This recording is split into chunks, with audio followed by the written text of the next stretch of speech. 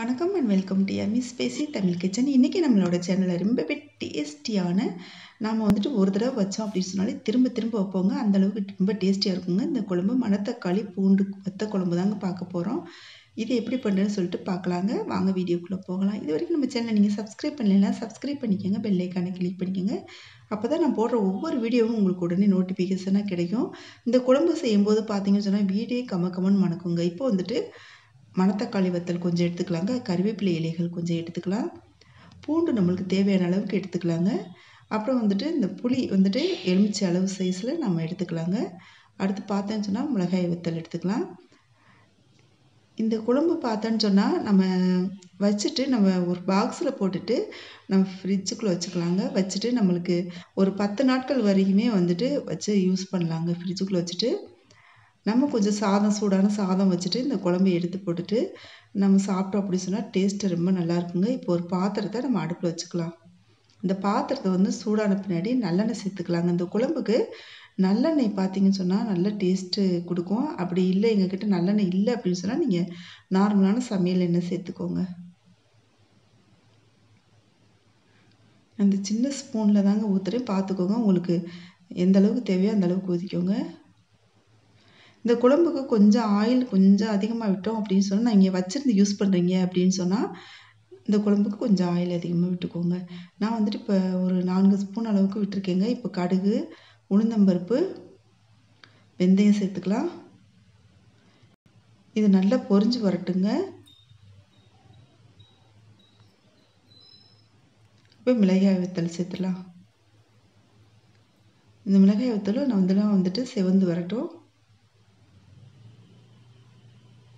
இது சட்டுன்னு ஒரு குழம்பு வைக்கணுமா, சரி இன்றைக்கி என்ன குழம்பு வைக்கிறேன்னு தெரியல, அதுவும் டேஸ்டியாகவும் இருக்கணும் அப்படின்னு நினச்சோம் அப்படின்னு சொன்னால் சட்டுன்னு இந்த குழம்பு வச்சிடலாங்க. இந்த கடுகு இதெல்லாமே நல்லா வெடித்து வரட்டுங்க. எப்போவுமே இந்த குழம்புகளுக்கு தாளிப்பு ரொம்ப ரொம்ப முக்கியம். அடுத்து பார்த்துச்சின்னா பூண்டு நம்ம போட்டுக்கலாம். பூண்டு போட்டுட்டு நம்ம வதக்கி விட்டுக்கலாங்க. எப்போவுமே அந்த பூண்டு நம்ம போட்டு குழம்பு வைக்கிறது, இந்த பூண்டு நல்லா வதங்கின பின்னாடி தாங்க இது மாதிரி நல்லா செவந்து வந்த பின்னாடி தான் நம்ம குழம்பு வைக்கணும்.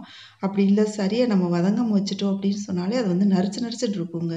இந்த டைமில் நம்ம மணத்தக்காளி வத்தலை சேர்த்துக்கலாம்.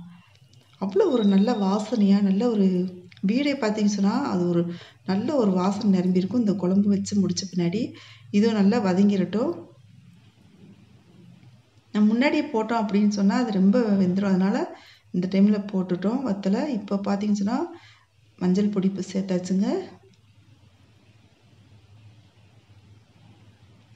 இது எதுக்காக அப்படி செய்கிறோம் அப்படின்னு சொன்னால் இப்போ ஒரு ஸ்பூன் அளவுக்கு மல்லிப்பொடி, ஒரு ஸ்பூன் மிளகாய்த்தூள்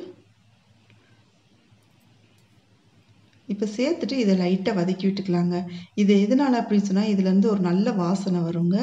அடுத்து பார்த்தீங்கன்னு சொன்னால் கம்ம நல்ல வாசனையாக இருக்கும். அடுத்து பார்த்துச்சோன்னா நல்ல ஒரு கலர்ஃபுல்லாகவும் இருக்கும் இந்த குழம்பு. இந்த டைமில் நம்ம எலுமிச்சை சைஸில் புளி கரைச்சி வச்சுருந்தோம் இல்லையா, புளி எடுத்து வச்சுருந்தோம், அது கரைச்சி இதில் சேர்த்துக்கலாம்.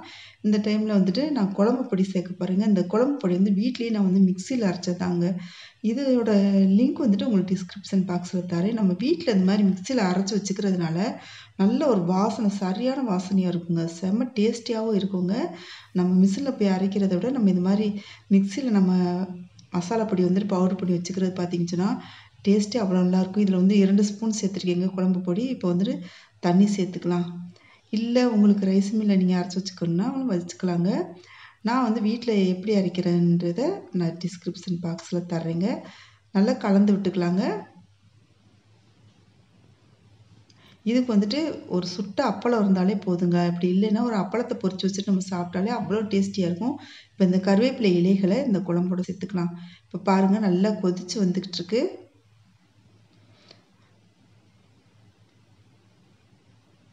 இந்த டைமில் உப்பு சேர்த்துக்கலாங்க. முடிஞ்ச வரைக்கும் இந்த குழம்புகளுக்கு பார்த்தீங்கன்னு சொன்னால் கல் உப்பு சேர்த்தோம் அப்படின்னு சொன்னால் அது ஒரு டேஸ்டியாக இருக்குங்க. நல்லா கொதித்து வரட்டும். நம்ம குழம்புக்கு தேவையான அளவுக்கு நம்ம உப்பு சேர்த்துக்கலாங்க. இந்த டைமில் கொஞ்சமாக பெருங்காய பவுடர் சேர்த்துக்கலாம்.